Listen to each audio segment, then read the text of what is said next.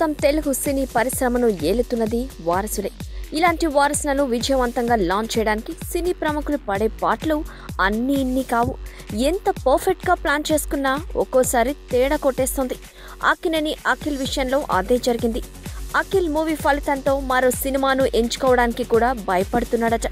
అఖిల్ విషయంలో ఇలా జరగడంతో బాలకృష్ణ మరింత జాగ్రత్త పడుతున్నారు. తన వారసును మోక్షజ్ఞను వెండితెర మీదకు తీసుకురావాలని బాలయ్య ప్లాన్ చేస్తున్న విషయం తెలిసిందే. అందుకే తొలుత మోక్షజ్ఞను త్రివిక్రమ్ దర్శకత్వంలో తీసుకురావాలని ప్లాన్ చేస్తున్నట్లు వార్తలు వస్తున్నాయి.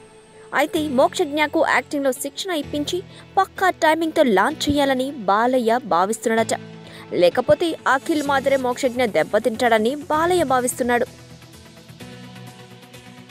ఈ వీడియోపై మీ విలువైన కామెంట్స్ ని మాతో షేర్ చేసుకోండి. అండ్ ఇంకో విషయం, సబ్స్క్రైబ్ చేసుకోవడం మర్చిపోకండి.